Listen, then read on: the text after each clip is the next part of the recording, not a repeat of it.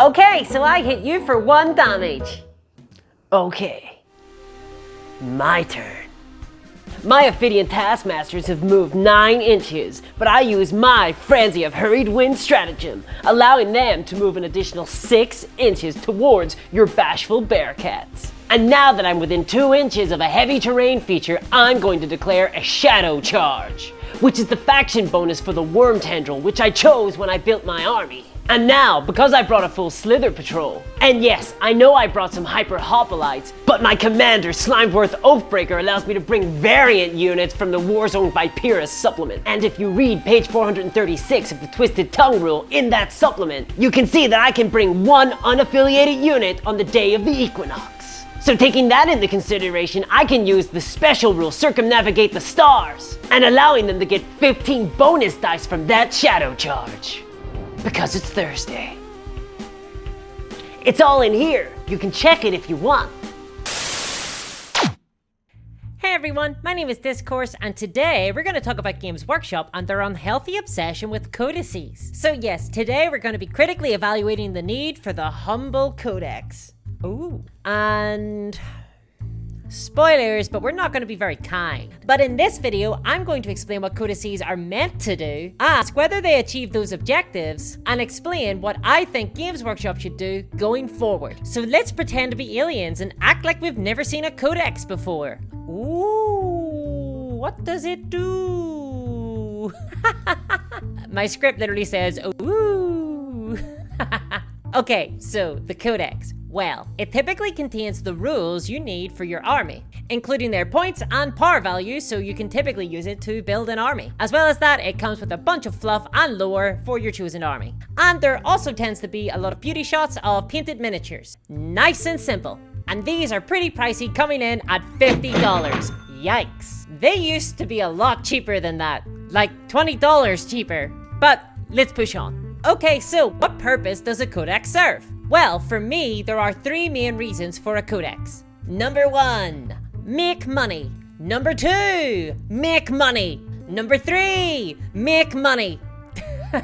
Okay, for real. So there are actually 3 main reasons for a codex. And the first is to serve as a vehicle to distribute rules to players. So let's get into that. Right, so we can all agree that if a codex can do anything, it should really serve to distribute rules to players. This paradigm was originally created in the early 90s with the 2nd edition of Warhammer. Yes, there was indeed a time before the great web of woe, and books served as our main means of getting information into the hands of players. So if I were being broadcast to you now over the radio, I'd be saying, yeah, codices are awesome. I'm loving this system. But I'm not. I'm being broadcast to you over YouTube. And so unfortunately, the legacy of the Codex is no longer fit for purpose. They are the equivalent of using a horse to get around today. Sure, they look pretty, but people are gonna look at you funny if you roll up to a bar in one. So for one, they sell these books to customers. Now remember, we're aliens. I did the whole bit earlier. So from our alien perspective, that's kinda weird. We need these rules to play the game. It's like the bare minimum requirement. Imagine buying Monopoly and coming home only to open the box to find that there were no rules included, and that actually you'll need to go back to the store and pick them up separately. Now obviously, if you just ignored that fact and just played a different game, your life would be a lot better. But you'd still be kind of annoyed that you can't play the game that you bought. And for some reason, some people like to play by the rules of Monopoly. So to not get those rules in the box would be ridiculous. You'd be rightly annoyed. And Games Workshop, to their credit, have actually realized this. It's why the Start Collecting boxes for Age of Sigmar come with the stats for the units inside. Oh yes, they won't do that for 40k because they're confident that the Combat Patrol boxes will sell anyway. But as soon as they think a product might not sell, oh, they're giving you everything they possibly can.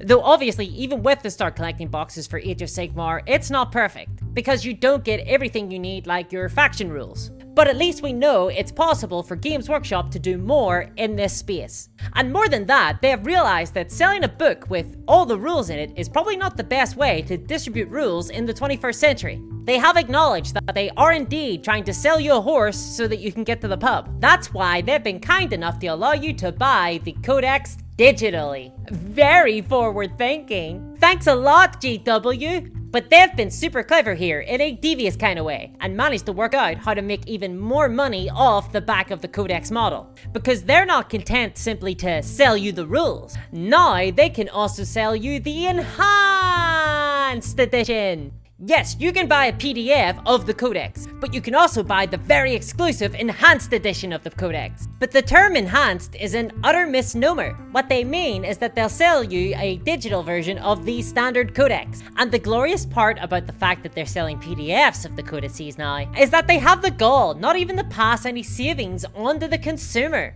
So they pay less to manufacture and print, and then they get to keep all the profit. And yes, I know that the codices can be pirated, but that is not a solution. We should not have to skirt around the edges of acceptability just to play with our miniatures. Talk about nickel and diming every step of the way. And in this way, we can see that Games Workshop use their means of distributing rules as a method to upsell their products. I can't believe that they get away with selling mini statues without any rules. As consumers, we should be demanding a more equitable practice. And this all raises another spectre that haunts the Warhammer community: power creep. So, the release schedule of Games Workshop is such. They release a new edition of the game, and then they methodically begin updating every faction individually throughout the next number of years. They update that faction's model line and pertinently their codex, one at a time every few months. Now sometimes they mix it up, unless you're Eldar, in which case forget about it. And what this means is that there's a tendency for certain factions to lag behind others. So, for example, 2020 saw the release of a lot of Space Marine stuff. What else is new?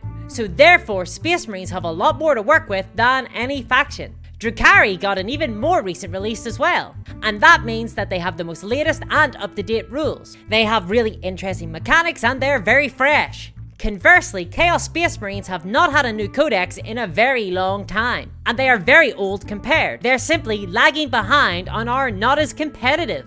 But do you think that this is unintentional? I don't. This is how the codex system is designed to work. Different factions will cycle in strength and power, and new flavors of the month will emerge. This is great for Games Workshop's profit margin, because it puts pressure on competitive players to buy. Codices are designed to entice players to buy into their faction, and the easiest way to do that is to make that faction as badass as possible. The game is imbalanced by design. So, for example, you're primarily a Chaos Space Marine. Blood for the Blood God, Skulls for the Skull Throne, that's what you're into. But you see a hot new Black Templar Codex and a lot of new models. It's a huge launch of a new line. And then the hype machine grinds into gear, and you start to get tempted to maybe buy into these Black Templar. I mean, they can do all this really cool stuff. So, you do. You buy in. Games Workshop just got your cash. And then, a year down the line, Chaos Space Marines get a huge new launch and the hype machine rumbles on again. Chaos Space Marines, all new. Wow, look at these new rules, they're very cool. So of course you pick up that codex and the new models for what were your main faction. This is great for Games Workshop because they've just monetized the same player a bunch of different times. But maybe it's not so great for consumers. And now Games Workshop have taken this a step further by leaning really heavily into the supplement system. This is a very devious move by Games Workshop because it now means that you need twice as many books to run your one army. So, for example, I have the Drukhari Codex, but if I want to play the Witch Cult of Strife, I'm going to need the Book of Rust, Day 1 DLC. And why is that? Because Games Workshop want another $50 from me, thanks. Man, sometimes you just have to admire it. Games Workshop are good. Almost as good as you if you have subscribed to the channel. And then, even if your faction does get a new codex, the balance of your units might be all forked up. You might get told that your formerly best units are now garbage and that your garbage units are now the best. So those last 5 years of purchases and building an army have now been invalidated. Best buy some more models. It really says a lot about the codex system when the most balanced time in the game's lifespan was when the codices were utterly supplanted by the index books. A time when every faction had access to their own bespoke rules at the same time. Everybody was updated at once and could play against one another in a relatively competitive framework. But unfortunately, that system made Games Workshop less money. So back to the standard Codex release schedule we went, and the game suffered for that. There is an assumption that Games Workshop naturally want a balanced and competitive game, and that the integrity of the game will somehow benefit Games Workshop by encouraging people to buy into the system. But that's just not true.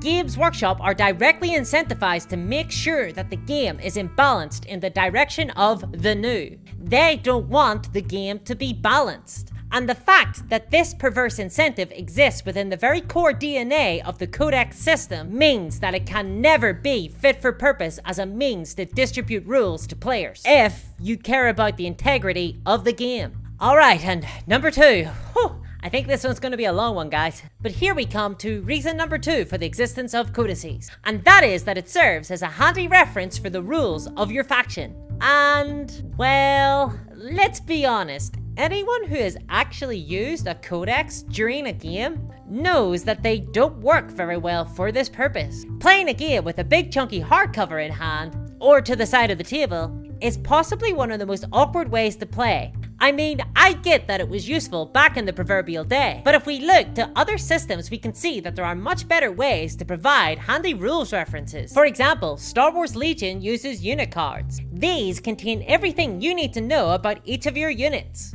and they are quick and easy to access. And it comes with the models when you buy it, so nothing extra to purchase. This, in my opinion, is one of the best ways to keep track of the rules and serve as a reference. The only real downside to this system is that card stock right now is really expensive, but that will pass in time. And hey, it's not like GW aren't charging an arm and a leg for these things. Because, to be honest, right now, I wouldn't dream of playing a game of 40k without some form of cheat sheet. A codex could easily be replaced by a 2-page PDF consisting of all the specific rules for your faction, as well as a quick page detailing all the stats of your models, all in one handy place. But that wouldn't justify the $50 price tag that Games Workshop wants to charge you, and so the playability of the game suffers as a result. And 9th edition has made this even worse. The prevalence of stratagems and the stream of special rules has made relying on the Codex as a quick reference an extreme impossibility. And Games Workshop know this because they sell you data cards. These are just cards containing information that are in the Codex. Like, think about that for a second. You're forced to buy an expensive Codex supplement as a rules reference, but then to actually reference those rules in a convenient way, you have to buy a secondary product. I mean, I'm starting to wonder if Games Workshop purposefully lay out their codices in an obtuse way just to incentivize people buying these data cards. And let's not even get into the fact that if you want to know what other factions can do, you're gonna need to buy their codex as well. So in short, codices are oddly hostile as a rules reference, and there are far superior models that could fit the needs of the game. And if you agree, please give this video a like for the YouTube algorithm gods. But the third, and in my opinion the most important and interesting thing that a codex can do, is to provide a one-stop shop for your faction. The Codex should scream, if you're a fan of Space Marines, this is the book for you. And ideally, it should be a really great place for new hobbyists to start, to help them get into the gritty details of their chosen faction. What does your faction fight for? What is the ideology driving them? What is their perspective on the universe? And what is their history? And how did they get here? It should serve as a definitive authority on that faction, giving you reasons to play them. When you read a codex, you should truly get to know your faction, and hopefully it should create a sense of faction identity by immersing you in their outlook, and provide a reference point for how you can customize your forces. The book should say, here is everything you need to know, and you should leave the codex satisfied that you do. And truly, it is this purpose that the codex is actually fit for, and the one thing that the codex truly does well. Because I have enjoyed my time with the humble codex. I recall spending a lot of my youth wistfully reading endless repetitive entries of the various units that make up the bulk of my army in 3 different sections of that book. I just wish that rather than feeling like these sections were written to pad the codex out, that instead they became the actual focus of these books. But this isn't something that should engender a frequent repurchase. Because, and your mileage may vary here depending on which faction you collect, but the codices from 2021 don't contain much new information when compared from those of 2010 in terms of lore. As an example, Sisters of Battle got a pretty big origin change from their old rules. But that was a huge shakeup of the faction as a whole, and was the result of them graduating into their own codex from the old Witch Hunters book. And even then, the most recent codex is basically a retread of what came before. So Games Workshop have taken this really cool idea of a big book on your faction, and they have managed to twist it into a consistent, frequent purchase. Again and again and again. Because seriously, I've had to rebuy the same article on Slime Marble about 3 different times now. Like, I actually suspect that they're rewritten word for word every time. Someone check that. They're really close. And although we've already talked about supplements when it comes to the rules, supplements also undermine this reason for a codex. That is, they muddy the water when it comes to providing a coherent, cogent faction identity. They undermine the definitive nature of the faction codex. With every new supplement, another book is required to explain the faction to a new player. Now, this might come as a bit of a surprise to you, but I actually kind of like codices. Sort of. I know I've just spent however long explaining why they suck, serve no purpose, and exist only to make Games Workshop money. But, contrary to popular belief, I am actually okay with companies making money and creating products to sell. I just think they should do so responsibly. And 100%, a codex can be fit into a responsible business model. But to do so would require a very alien way of thinking for Games Workshop. They would need to make the codex an optional purchase. Because you see, I view the codex as very different from Games Workshop. A codex is an expensive luxury item. I mean, in a way, Games Workshop kind of get this. They made the codices hardcover to justify a price increase. It is not the sort of thing that prospective players should have to buy just to play their armies. And again, Games Workshop kind of get this. Just as we mentioned earlier, the Age of Sigmar start collecting boxes contain the unit stats, and it's why the old rulebooks for 40k used to come with all the unit stats. I would go further than Games Workshop have ever done. I believe that none of the rules presented in each codex should have a barrier to entry for players. They should not be behind a paywall. Every rule should be in a free PDF download. That's right, for free. This means they could be updated and balanced. Release these alongside a functional app and the game could be responsive to the meta. But the codex should be sold as a luxury item for superfans of that faction and provide a snapshot in time for collectors. Genuinely, I believe that this is better for the health of the game. It would allow the game to be balanced better. It would reduce the amount of power creep. And it would actually get people to spend more money on things that matter. Plastic, because it would allow you to check the rules of other factions when you want, and would lower your barrier to entry to pick up new armies. Except you wouldn't feel compelled to pick them up, you'd just want to. You'd read the rules, you'd say that sounds interesting. You'd go and buy the models. This is how it should work. This is how it should have worked from the very beginning. But Games Workshop have twisted this into a compulsion, into a desire to make you think that you need these new things. But you don't, you should just want them. It's a hobby. I should be able to look up the rules of Necrons, decide whether or not they seem cool, and then go out and buy them. I shouldn't have to take the gamble on a $50 rulebook, read it up and decide, oh no, I hate this. This doesn't sound fun at all. And besides all that, the Codex is an unreasonable thing to ask new players to buy. It creates such a huge paywall for new players, especially considering everything else new players are expected to buy. And this is particularly bad because Warhammer is often the first brush that players have with the miniature wargaming hobby. And that means that your entire perception of miniature wargaming is going to be colored by your experience with getting into Warhammer.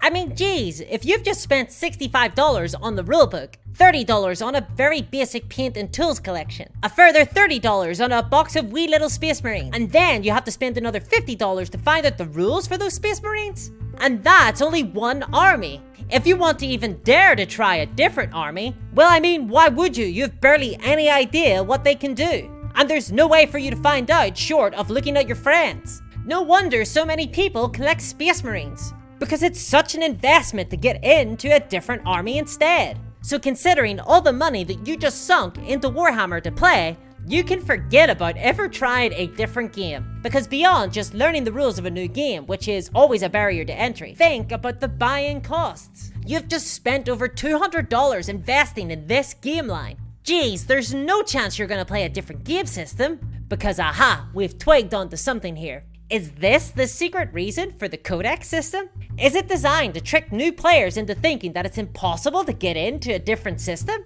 I mean, it certainly preys on the sunk cost fallacy. That is, people are way more likely to follow through on something if they have invested time, effort, or money into that endeavor, even if the costs don't outweigh the benefits.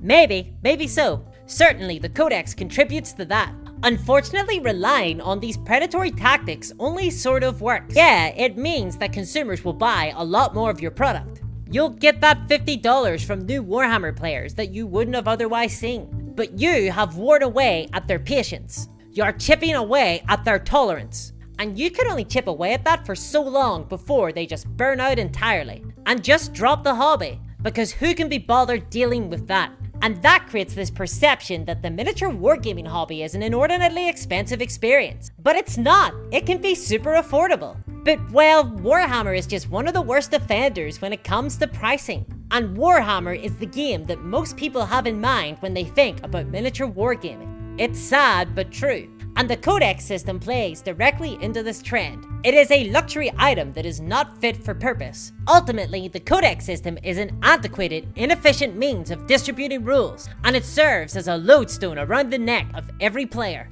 And we're all paying for it. And it could be replaced in a heartbeat with a few PDF pages and some cardstock, if Games Workshop cared to. And that would not just be much better for consumers, but a lot better for the game as well. But that's not perceived as a profitable enterprise. So Games Workshop don't want to do it. They're aware of this problem, they just don't care. Maybe we should get a little louder. And well, if you want to add your voice to this channel and help it grow, please do consider joining my Patreon. Patrons like those listed on the screen get access to behind the scenes footage and early access to the skits, and it is only through their support that this channel is able to do what it does, and they have my undying gratitude. So thanks for joining me today, everyone, and I'll see you next time.